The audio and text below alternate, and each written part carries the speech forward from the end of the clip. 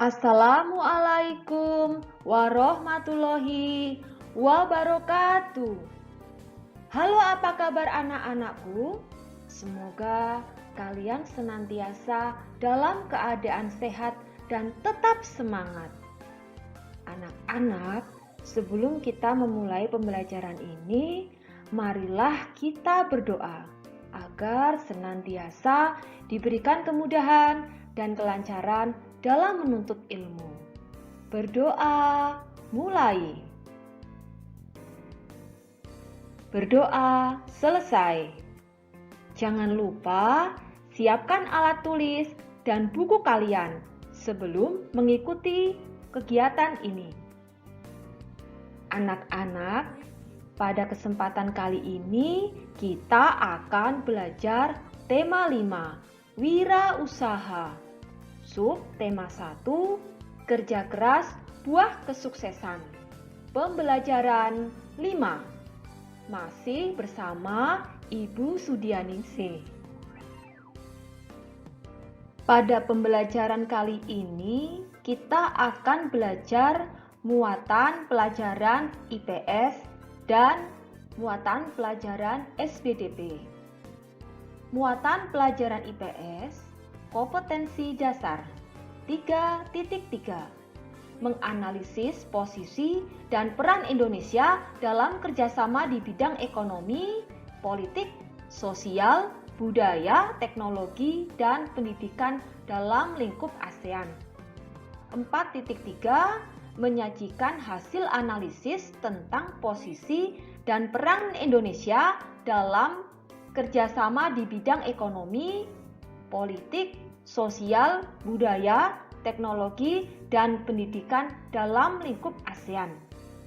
Muatan pelajaran SBDP, kompetensi dasar 3.1, memahami reklame. 4.1, membuat reklame. Tujuan pembelajaran 1. Dengan membaca teks dan menggali informasi dari berbagai sumber, siswa mampu mengidentifikasi posisi dan peran Indonesia di bidang ekonomi dalam lingkup ASEAN secara tepat. 2. Dengan membaca teks dan menggali informasi dari berbagai sumber, siswa mampu menyajikan laporan tentang posisi dan peran Indonesia di bidang ekonomi dalam lingkup ASEAN secara terperinci. 3. Dengan mengamati contoh dan membaca penjelasan, siswa mampu mengidentifikasi ciri-ciri logo dan maknanya secara benar. 4. Dengan mengamati contoh dan membaca penjelasan, siswa mampu membuat logo dan maknanya secara benar. Anak-anak, tahukah kamu banyak kerjasama yang diselenggarakan negara-negara ASEAN untuk mengembangkan prestasi dan potensi ekonomi masyarakatnya? Nah, dapatkah kalian memberikan contohnya? Ya, benar sekali. Salah satunya adalah dengan menyelenggarakan SEA Games. Ayo membaca. Mendulang prestasi, mengembangkan potensi ekonomi. Indonesia kembali dipercaya untuk menyelenggarakan kegiatan Akbar SEA Games ke-26. Ini merupakan keempat kalinya Indonesia menjadi tuan rumah festival olahraga terbesar se-ASEAN ini. Setelah sebelumnya di SEA Games 1979, SEA Games 1987, dan SEA Games 1997. SEA Games ke-26 ini dilaksanakan pada 11 sampai dengan 26 November 2011. Upacara pembukaan diselenggarakan secara spektakuler di sepanjang Sungai Musi, sedangkan penutupan di gedung bersejarah Benteng Kutha Besak Fort. Bumi Sriwijaya, Palembang ditetapkan sebagai tuan rumah penyelenggaraan SEA Games di samping Jakarta yang menjadi tuan rumah pendukung. Dengan demikian, setelah Chiang Mai dan Nakhon Ratchasima di Thailand, salah satu provinsi terbesar di Pulau Sumatera ini akan tercatat sebagai salah satu dari 3 kota yang pernah menyelenggarakan SEA Games di luar ibu kota negara. 2 tahun sebelumnya, Laos yang baru bergabung dengan ASEAN dipercaya menjadi tuan rumah untuk SEA Games ke-25. Indonesia bertekad menyusul keberhasilan Laos tersebut. Sebanyak 542 medali emas dipertandingkan melalui 44 cabang olahraga. 22 cabang dipertandingkan di Palembang dan 24 cabang dipertandingkan di Jakarta. Setidaknya ada 3 sukses yang akan dicapai Indonesia terkait pelaksanaan SEA Games ke-26, yaitu sukses prestasi, sukses penyelenggaraan, dan sukses dalam peningkatan perekonomian, terutama di 2 kota tempat terselenggaranya acara tersebut, Palembang dan Jakarta. Peningkatan sektor ekonomi. Dalam hal peningkatan perekonomian, bukan hanya industri besar. Penyelenggaraan SEA Games juga berpotensi memajukan perekonomian Sumatera Selatan secara keseluruhan. Menjelang acara, pertumbuhan ekonomi provinsi ini mengalami peningkatan hingga 6,4% disebabkan pembangunan fisik sarana dan prasarana SEA Games yang menggunakan tenaga kerja besar-besaran. Persiapan SEA Games terlihat telah meningkatkan geliat ekonomi masyarakat di Palembang dan sekitarnya, setidaknya sejak awal tahun 2011. Geliat ekonomi ini terlihat dari dibangunnya sejumlah hotel baru, terserapnya sekitar 4.000 tenaga buruh untuk pembangunan, serta meningkatnya kegiatan di sentra kerajinan rakyat untuk pembuatan cindera mata.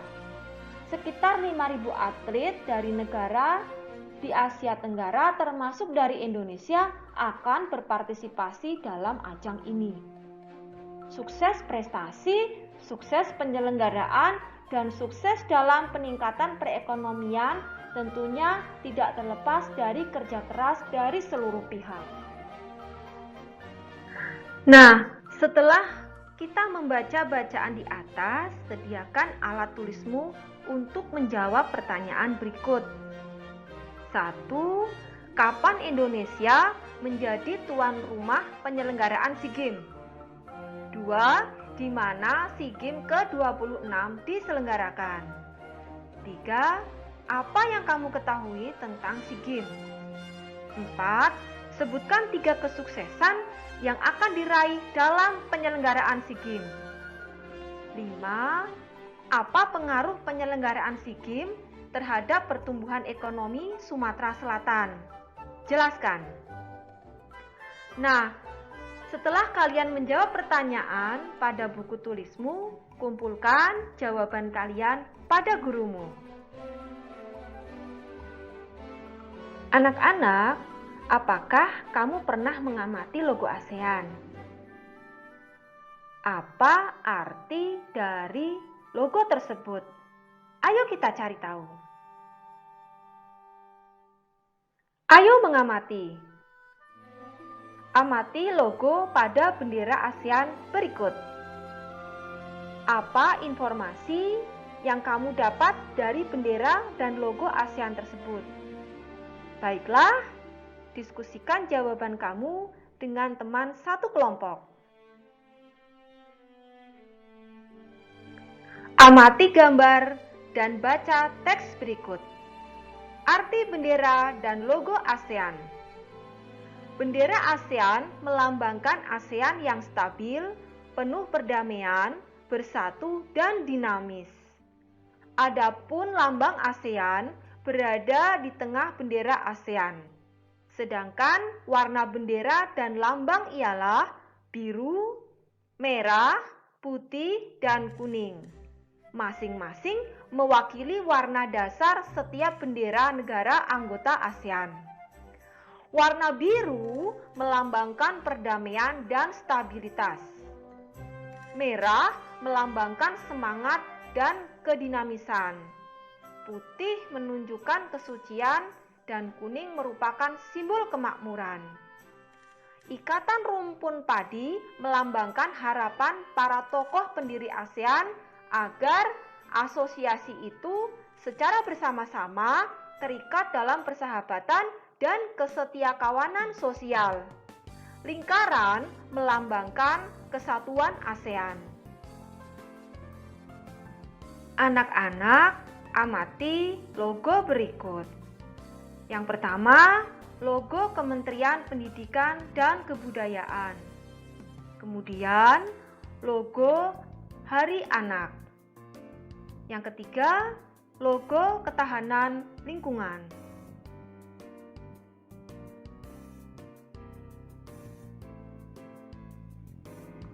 Tahukah kamu bahwa selain digunakan oleh lembaga atau organisasi, logo juga banyak digunakan oleh wirausaha yang ada di sekitar kita. Nah, anak-anak, apakah kamu pernah menemukan logo di sekitarmu? Coba berikan contohnya. Apa logo yang paling menarik yang pernah kamu temukan? Jelaskan.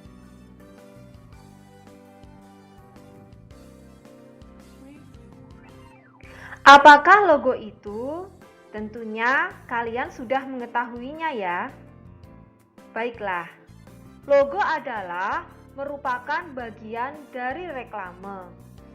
Logo berupa tanda, lambang, ataupun simbol yang mengandung makna dan digunakan sebagai identitas sebuah organisasi, perusahaan, atau individu agar mudah diingat oleh orang lain. Langkah-langkah yang kamu lakukan untuk membuat logo. Yang pertama, pilih tema yang kamu inginkan. Misalnya, tentang persahabatan, kebersihan sekolah, kelompok pecinta lingkungan, kelompok pecinta seni, dan lain-lain. Berikutnya, buat simbol atau gambar yang mewakili tema.